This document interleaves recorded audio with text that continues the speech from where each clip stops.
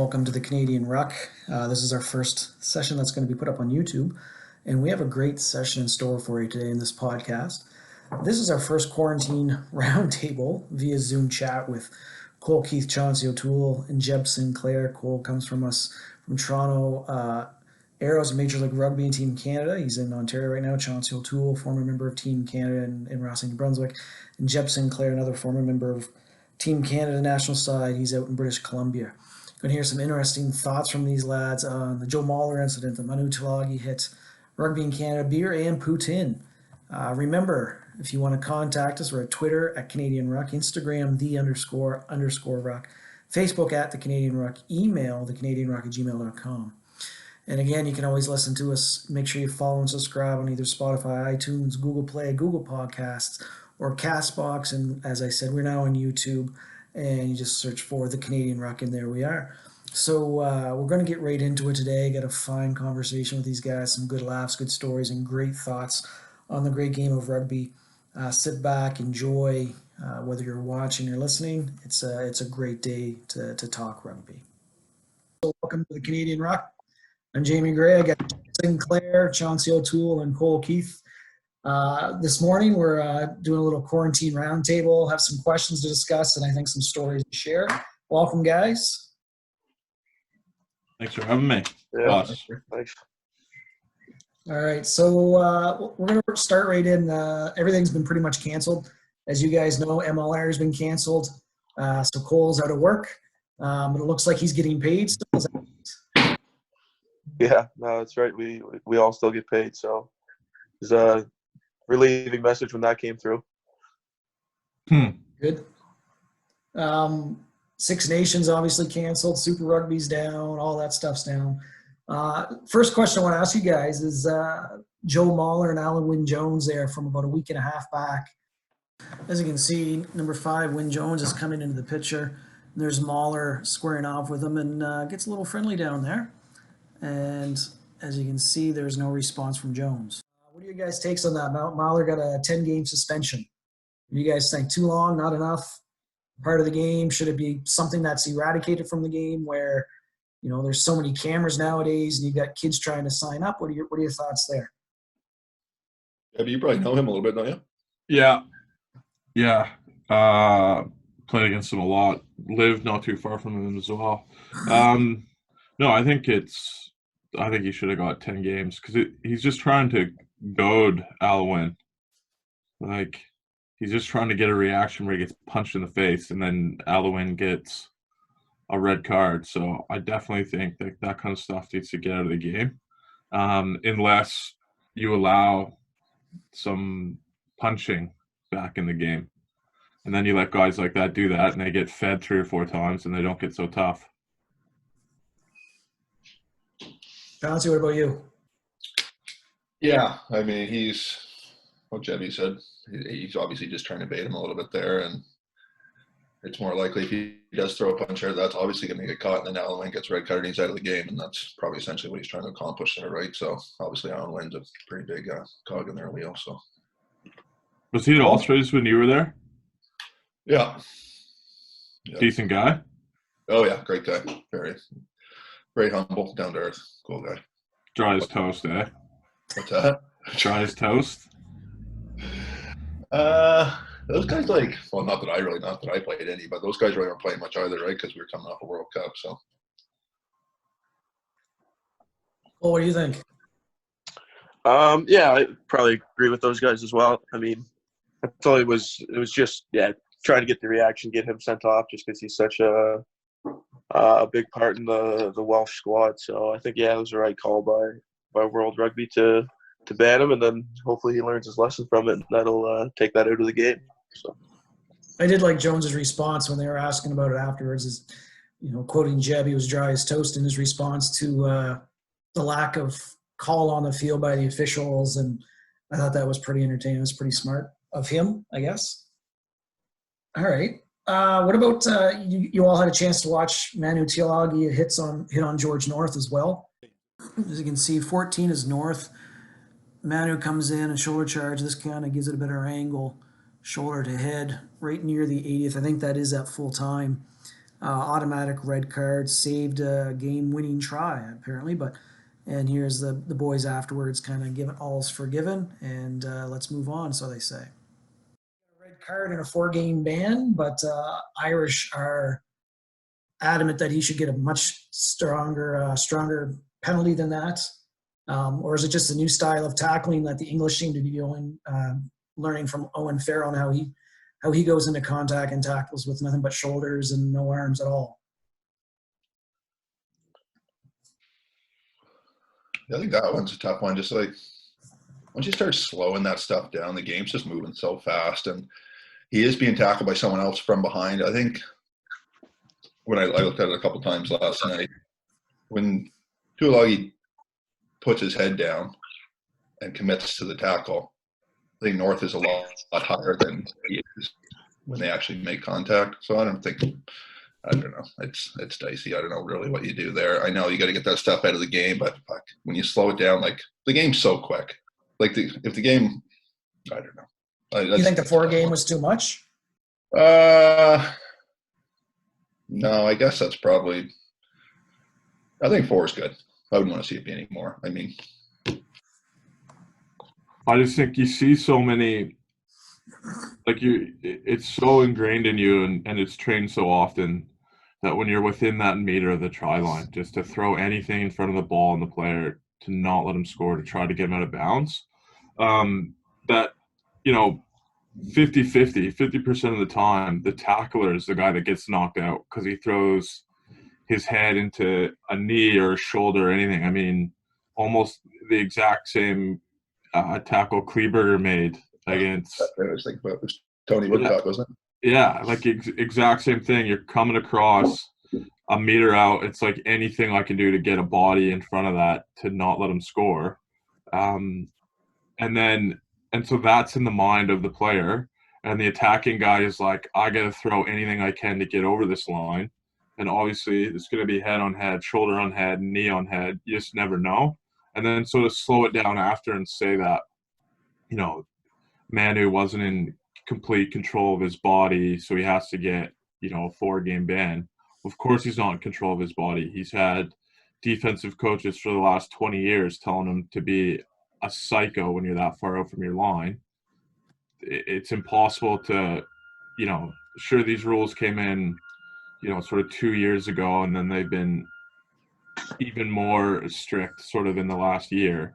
But you can't change like 15 or 20 years of coaching and training in 18 months. That's fair.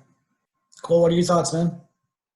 Yeah, pretty much the same as that. I mean, that's just it. I mean, he's flying across, just doing anything to not let him score, and he's gonna like Jebb said, he's just gonna do literally whatever it takes to get him not across that line. So yeah, I mean, and I don't know. It's tough because he's doing whatever he can to help his team, and if that means lose a little bit of control over his body, then I mean that's probably what he would do to prevent them from scoring. So yeah, it's a tough one as well. But I mean, I don't really know if the 4-game. I don't know. I don't really have a big opinion on if 4 games was enough or not. So I don't know. Yeah. I think part of it is goes back. It's been a constant, I think, kind of with him a little bit, where he's had a few yellows or maybe reds with some of those dangerous tackles. But yeah, it all makes sense when you slow that game down, you slow that footage down. It looks way worse than it probably is. But that's what it is. All right, what's the this might lead into a couple of stories. What's the best beer on the market? I've got options: Moosehead, Guinness, Heineken, craft beer, or something else. Let's start with Jebb out west. Oh, I used to drink nothing but Moosehead Red Label when I was back east. Hail. And then The Pails. the Pails. And I love Peroni more than anything. What is this? Peroni. I don't even know if I've heard of that one. Oh, you certainly have. Italian. It's just a lager from Italy that they served a lot in England. That was just nectar of the gods. Can you get it? Right? No, I haven't seen it in quite some time. Once in a while, some of the nicer restaurants they'll have it on tap, but that's about it. All right, Cole. Yeah, I mean, I used to be the same too. Except for instead of drinking Pales, I always drank Alpine and Green, Oh, religiously. But yeah, now I don't know. I hate craft beer. I think that stuff's shit. But I don't know. I don't know. That's hard. I go through kicks of what I like to drink. I don't know. I find one, and I've been pretty hard into the black blues the last month now. Labatt Blue. Yeah, I don't know why. Wow. I've just been into them recently. So that's kind of been my beer choice for the past month. So, but I mean, I'm sure it'll change come summertime, and who knows what it'll be. All right. Chauncey? I have to go with Moosehead, just being Southern New Brunswickers, right? I think we kind of have to say Moosehead, don't we? Fuck, they make it right here, so. Is that what you really feel, though? they make it in some bathtub somewhere. Yeah, I mean, I'd probably go for some Moose Lights if I was going to the liquor store to get some beers. Okay. All right. Does that any good drinking stories you guys can share? Chauncey looks worried. Oh, this is Jebby's time to shine. I think Jebb would have really excelled as a professional, like in the '90s, more so than he did in the 2000s when the boys were going equally as hard on the field as they were off the field. Yeah, I had to tighten it up there quite a bit towards the end compared to at the beginning. Chauncey and I were talking about this guy, Rudy Muir, that he was our S&C coach in North Wales. And he had a pretty good career kind of before he'd gone to North Wales. So he kind of thought he was a bit more important than maybe that team that he was coaching, because we were just a band of misfits. And North Wales is like the end of the earth. And so we're up there training at a private school gym, and it's a great gym, and he's trying to get us to do all this kind of shit. And we were showing up hungover for these workouts, probably 40% of them, just like stinking. But whenever we do fitness testing, I would always fitness and strength testing, like I would always crush it, and he would be so rattled. He's like, "There's no way, you can't be getting these scores." And at one point, he actually like sat us down. He was like, "Jebb, you make a mockery out of sports science." He's like, "You shouldn't be able to do this." I'm like, "I'm powered by rum and Coke." Cole, what about you? Any good stories from the Thirsty Mule? Yeah, I don't know. I haven't been there a lot recently. I don't know. I was just trying to think. It's kind of hard to come up with one off the top of my head. I don't know. Yeah, I mean, there was a few juicy ones from Japan, I guess, with Jamie McKenzie. I'm sure you two boys might know. I don't know if those would be shared though, but he had a few. Yeah, I don't know. I can't really think of one off the top of my head right now. Kind of drawing a bit of a blank, but We might circle. yeah, I don't know. What about you, Chauncey? Jebby, I think you told the one when you were on before about NA4 when we were in Vancouver. Yeah, almost ended our careers where they started. So who came out on the worst end of that one, anyway? Well, Chauncey was getting his nose straightened by Kevin Parfrey under a street light, the last I remember. Oh man. Yeah, we were in Vancouver. Jebb was going back to Victoria, and I was flying back home at I don't know, early. I just remember getting to the airport, got checked in, bags checked, and then finally got to the bathroom, and then looking at the mirror, and it was like my nose is all fucking sideways, dry blood smeared all over my face. I just couldn't believe I was walking around public like that, and no one really said anything to me or looked at me sideways. But yeah, that was a fucking disaster. Who had to pay for the hotel repairs? Did we pay? We got some shit for that. Who paid for it? Did we? I think there was an NA4 out in Vancouver again, 6 months later. And don't you remember we had to drive with Roger Swanee out with a signed jersey out to that hotel and present the signed jersey, and I think our per diems were like $200 a week or something, and we had to sign over. Each had to sign over like a week, so it was like $400 or $500 that we had to give this place for the cleaning and this jersey. Oh, yeah. But I mean, we didn't make eye contact with anyone with a checkbook for about 3 months, trying not to get caught. But no, finally we were kidnapped and brought back to the scene of the crime. Yeah. And you swanted cleaned it up. I guys really remember that. patch up? Like how long Okay? before you guys like became buddies like you are now? It's probably that trip. Yeah.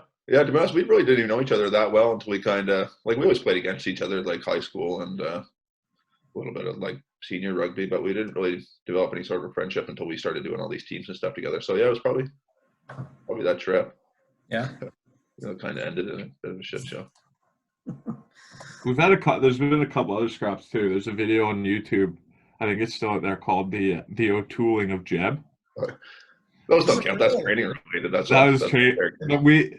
But whenever there was a training fight, it always seemed to be Chauncey and I, or me and someone else, or Chauncey and someone else. Like it was only ever us because we were just wound so tight when we were training.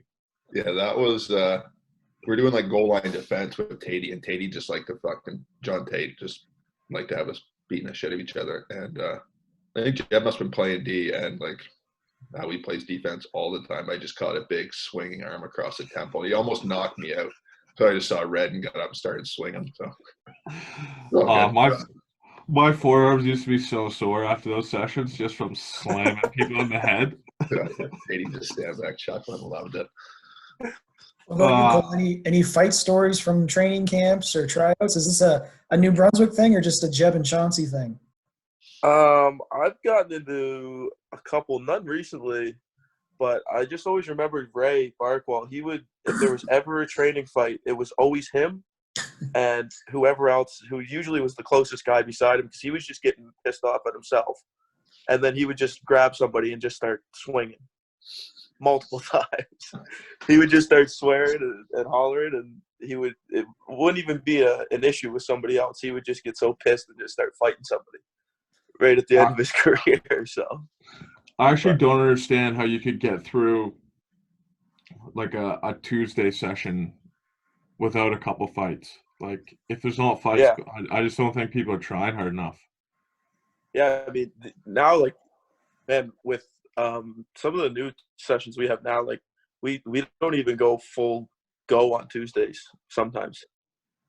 Like when I first came in with Anscombe, we were full every Tuesday. It was just the toughest day, right?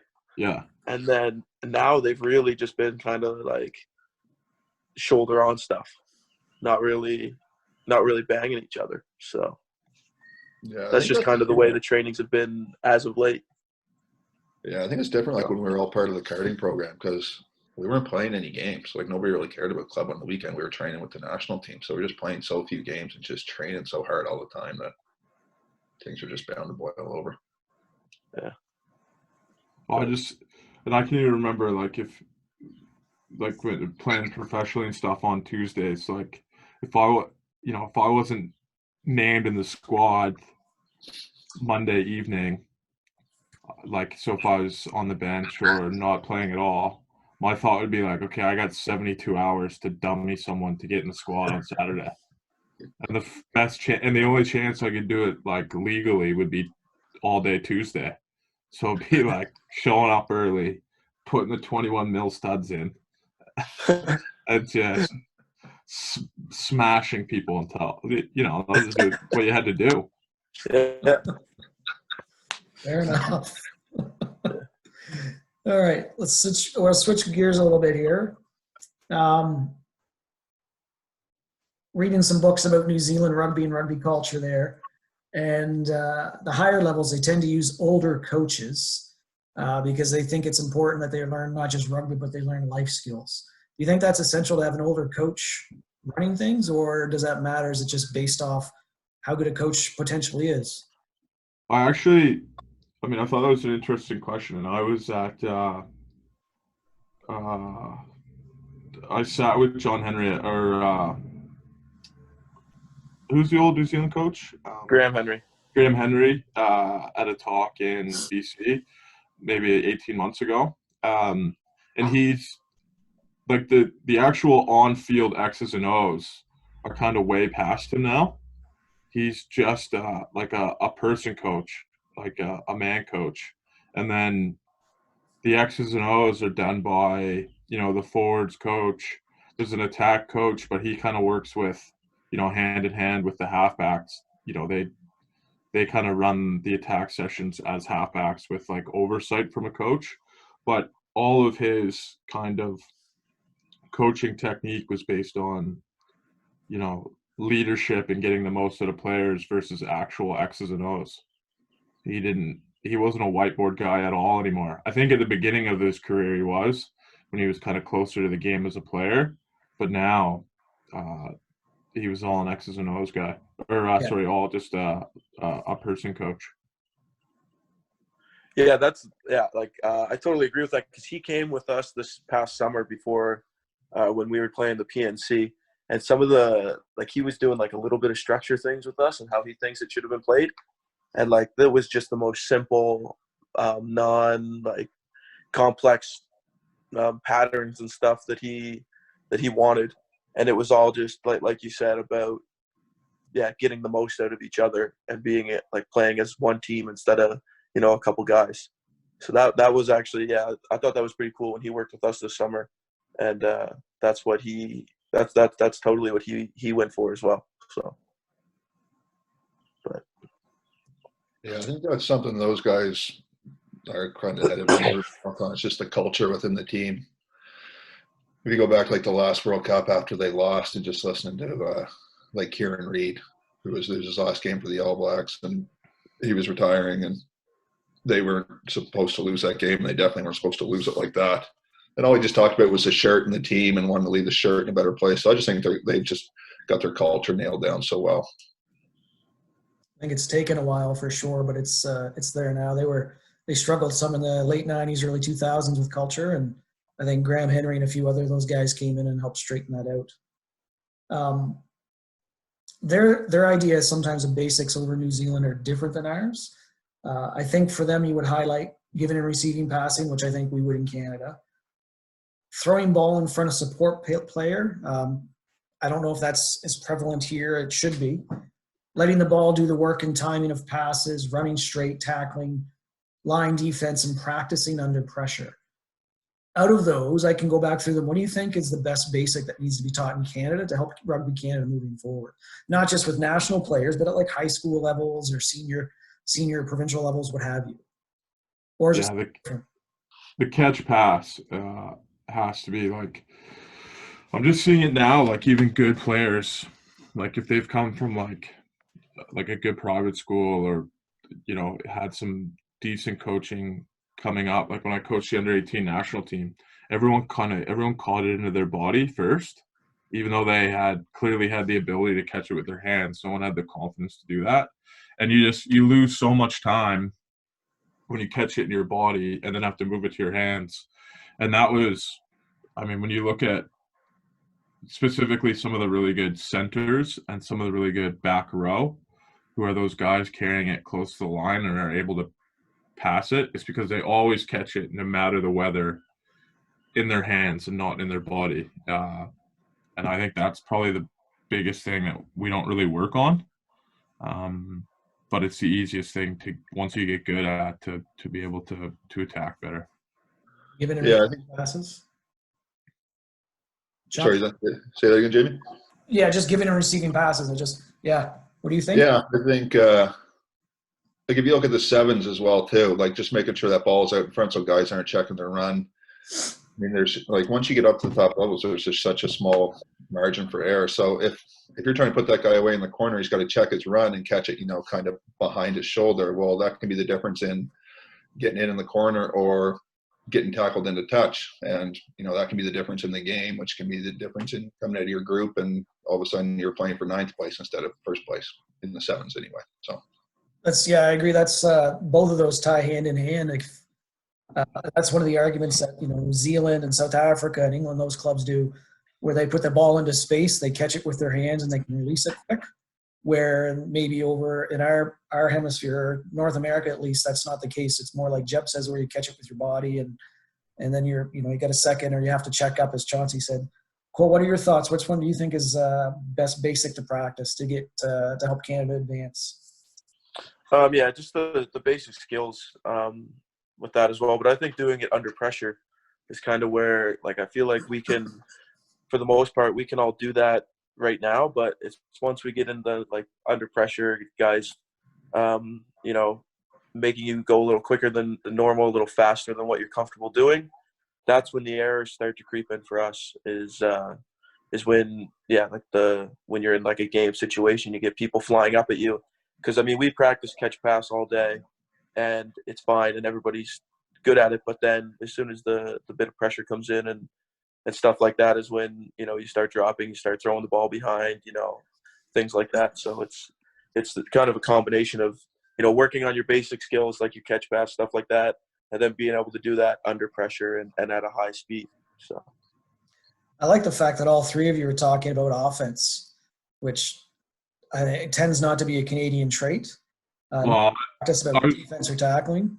Yeah, I mean, trait. when you want to get better at catch pass, all the coaches know that you have to do it a lot. When you want to get fitter, all the coaches know you got to run more or do more bike or whatever it is. I think in Canada, we don't do enough tackling. It's the same as anything else. If you want to be fitter, you got to run a lot more. So if you want to be able to tackle, you got to tackle a lot more, and you got to do it in training. And you can't do it 50% because then you're not learning. So I think that's something that's really fallen off just based on, like, sports science is like, oh, you got to rest. Well, yeah, the top 5 teams can rest because they already know how to do it. But rest when you don't know how to do something you're never going to be tired because you're not making the tackles. You're not stuck in a tough game. So I think that's certainly something that needs to be done more of at probably the higher level in Canada, my opinion. Yeah. Guys? Yeah, I mean, definitely agree with that. I also think that, if guys are, working on the tackling is definitely a huge thing that needs to be done. But when it comes down to it, if guys don't want to, fucking throw everything into it, and they're there, then they're not there for the right reason. I don't think that mental state of mind that you get in to just put everything you have into a tackle. If you have to work on that because you can't get to that mental place on game day, then what are you really doing there? Like, you're not really there for the right reason. So, I mean, that's kind of like my thought on it as well. Chauncey? Yeah, pretty much what the boys said there. I mean, we used to do a lot of it. It seemed compared to, like, when Tatey was running the show there, and we were just, beating the shit out of each other. It seemed like all the time in training, and it's like that's as close to, like, if you're not practicing and working on things at that tempo and with, like, a game like mentality, well, yeah, exactly. Where's it going to come? Like, you don't. I mean, you're not going to rise to it when the game comes around, right? It's got to be done at full speed, and you got to do it. You got to put the work in. True. All right. Where's the best place to buy poutine? Quebec, Northern New Brunswick, Ontario, BC, or somewhere else?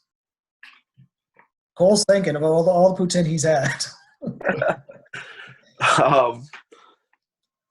Yeah, I don't know. I don't know if you can, like, I'm thinking more just like places. Okay. Yeah. Like, I don't know.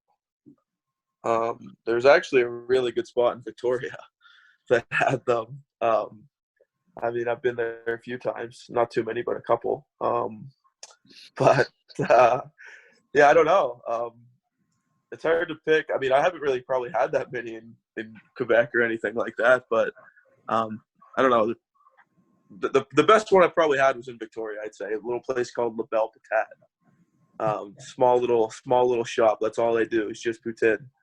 So that's probably number one for me. All right.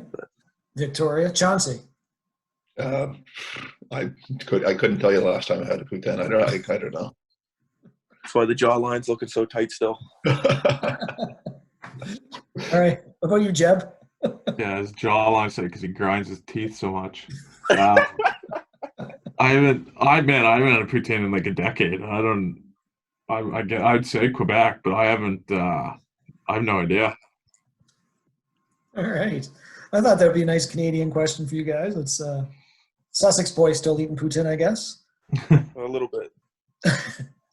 All right. What can Rugby Canada do to improve?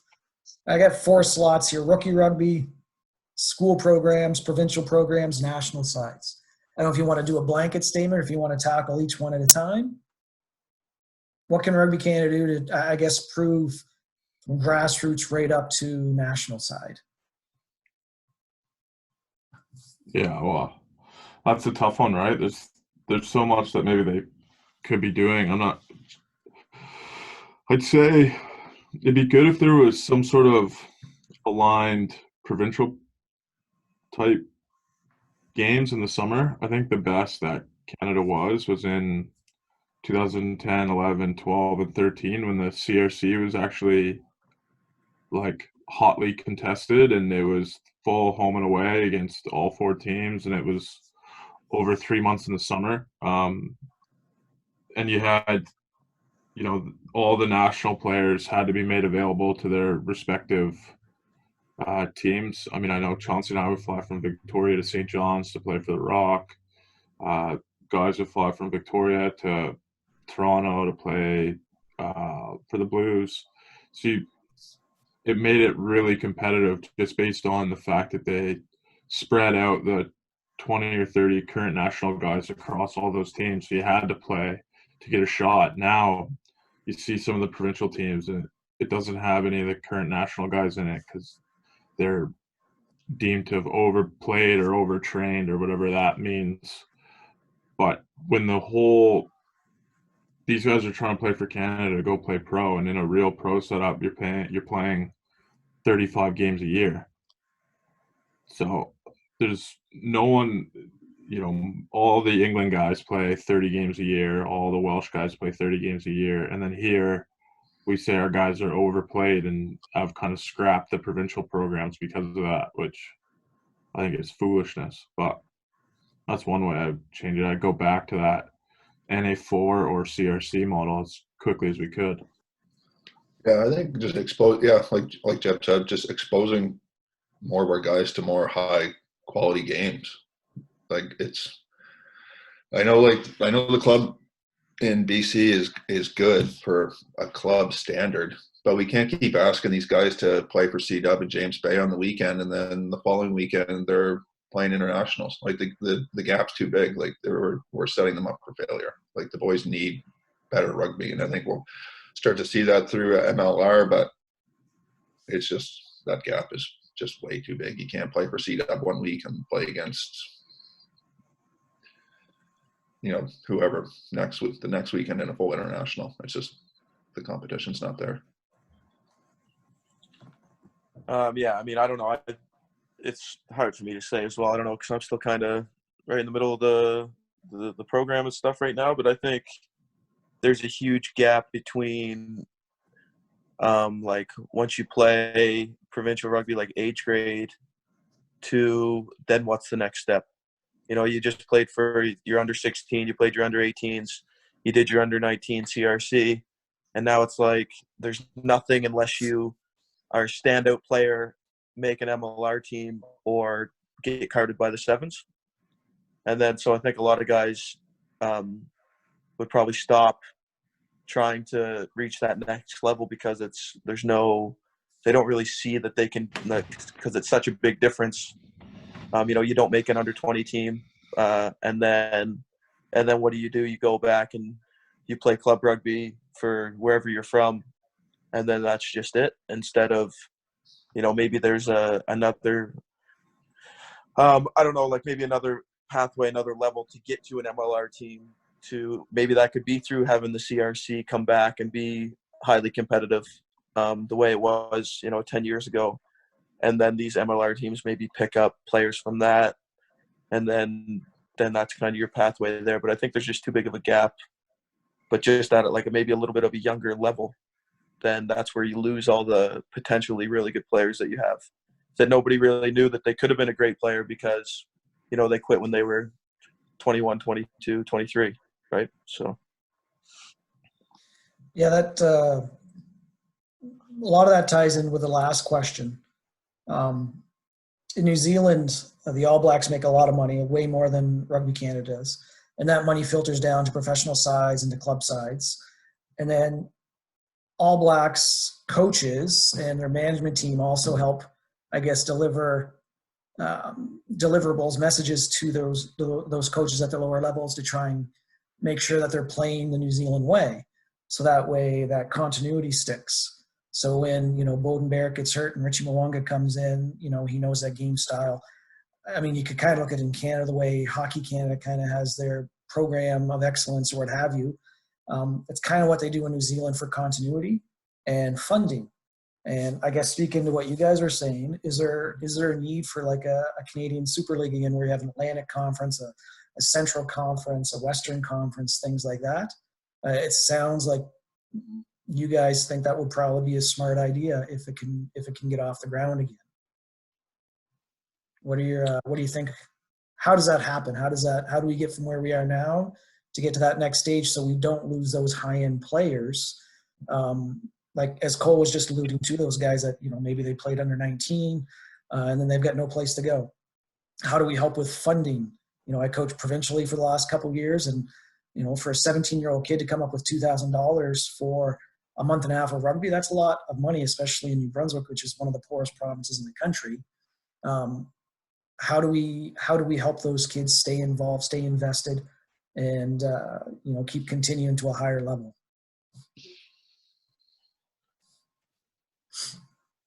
Yeah, I don't know. I think that's tough. I know when I lived down in New Zealand for a little bit a couple years ago, and it was just like, for like people to go play rugby there, I think it cost like $30 or $60 or something like that. And that was your, like, they didn't have like a big club fee to play for the club or anything like that. You basically just had to pay for your insurance through the New Zealand Rugby Union.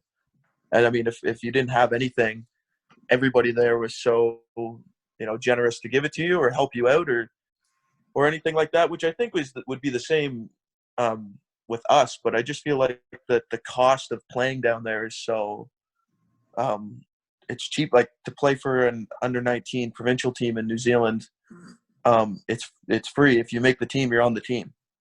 I know that like the cost of travel for them and everything like that was probably not as great as it would be for us, but they don't do that it's just to play, not to make money or to anything like that. So I don't know if that really ties into the question or not, but I mean, that's just how it was down there when I played. So It's just nice to see the difference. Yeah, because I mean, I don't know if that really answers the question or not, but that's just the way that they did it. So no, I mean, rugby's a cheap sport to play. You buy a pair of cleats and you buy a pair of shorts and away you go, right? So New Brunswick is kind of a miniature version of Canada where, you know, we've got 3 major cities, but they're all an hour and a half away from each other. So traveling location to location to play provincially can be expensive and tedious. So again, like keep those prices down so that those kids are able and willing to come out. Chauncey, Jebb, what do you guys think? Yeah, I mean, certainly funding is the main thing, and trying to keep it as cheap as possible for up and coming rugby players. But I think a lot of that can be picked up by the clubs themselves. Like if you have a guy within your club who looks like he has potential, I think those clubs have to do as much as they can to kind of get him to the next level over and over again, and to kind of give him as much chance as he has, where it's not on him to also go to the camps or go to the games and raise money, where they kind of look after that on the back end. That's one way, but that's all I have. Chauncey? Yeah, I mean, those are both good points. I mean, the funding's obviously important. You know, you mentioned the Super League too. I was you know, the Super League was still around when Jebb and I were coming up, and I thought that league was a blast. I mean, if they could make a go of it, I wouldn't mind seeing that come back just as another, you know, just another stepping stone for guys to play at a higher level. I don't know how you can make it work, but I mean, we've got some great rugby guys on the East Coast. Obviously, you know, Pat is here in Newfoundland, and I think it's fair to say that Jebby and I probably wouldn't have gotten a look if it wasn't for Pat being in our corner and vouching for us. And I've got Jack in Nova Scotia now. I mean, I wouldn't mind seeing them try to revive that a little bit, just as another, you know, stepping stone towards the national team, and just another opportunity for guys to play better rugby, you know, especially in this part of the country.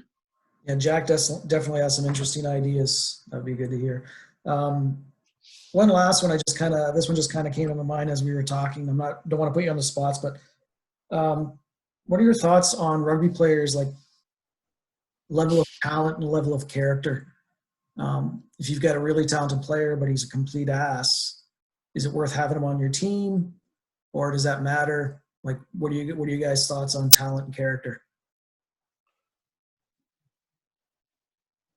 Yeah.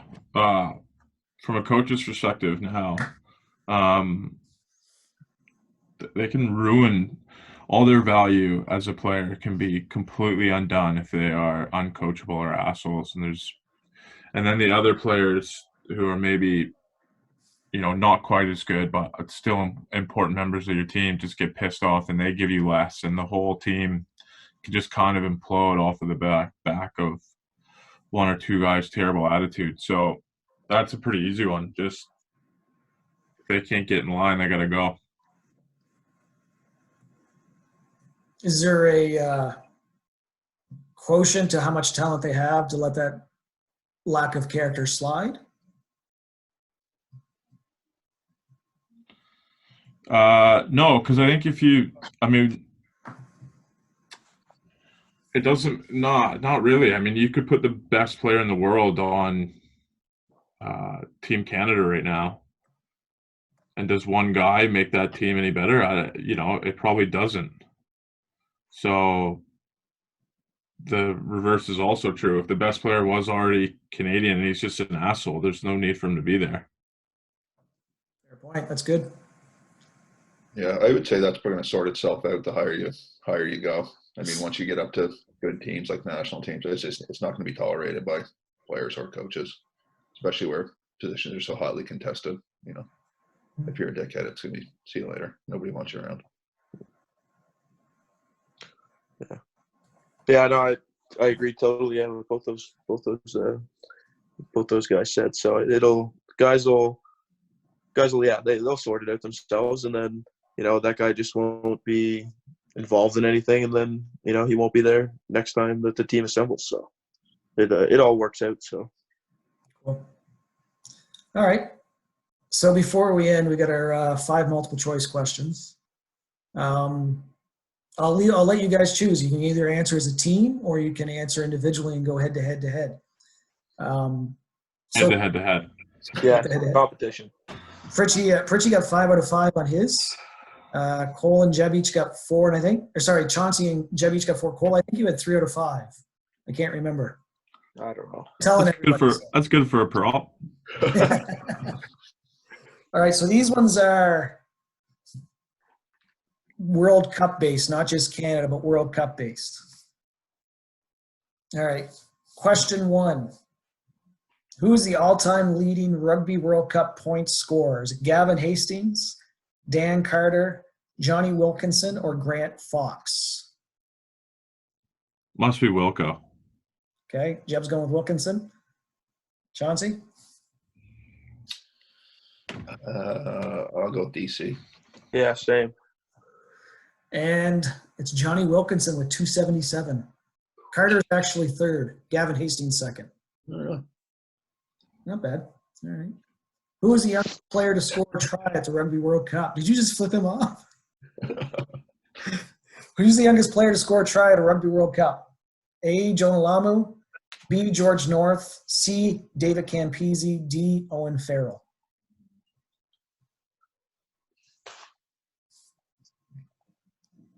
George North is my answer. Yeah, I know he was like the youngest guy to get capped. Yeah, I'll go George North. Chauncey? I have no idea. I'll go with Campese. Answer's George North. He scored 2 in his when he was only 19, one game. All right. Canada is one of only 2 teams to have 2 draws at a Rugby World Cup. First in 2007 and the second in 2011. They tied the same team in both events. Who was the other nation?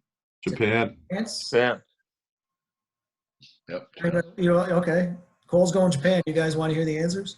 Well, Chauncey and I were there for one of them. Well, I know. I was hoping you'd screw Cole up, but all right. I thought I'd give you an easy one there. All right, who is the only sole host nation to be eliminated during the group stages? South Africa, Wales, England, or Australia? England. England. Yep. 2015. Yeah. All right, last question. Just wait before we move on from that, Jebby. How was that? What, when they got beat out? Yeah, was it just a fucking shit show or what? Oh, man. It was, yeah. Well, I mean, heads rolled almost within hours, it seemed.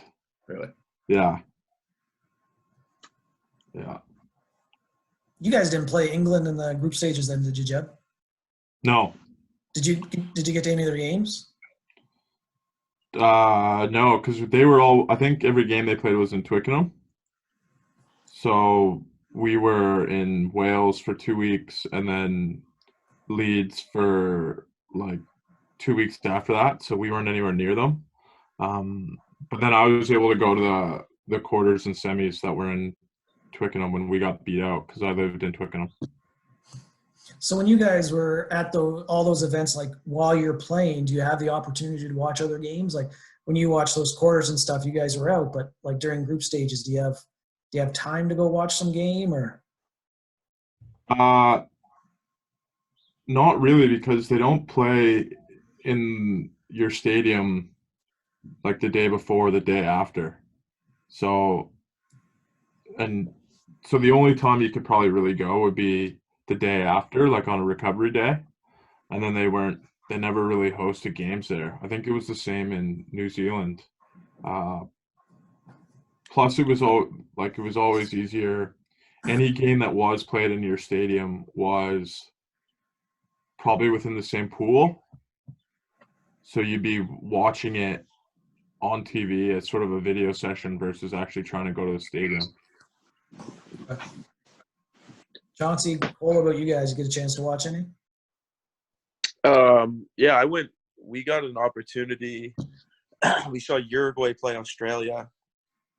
I don't remember how it was. I think it was like because we would always leave the day or two after we played and go to the next city.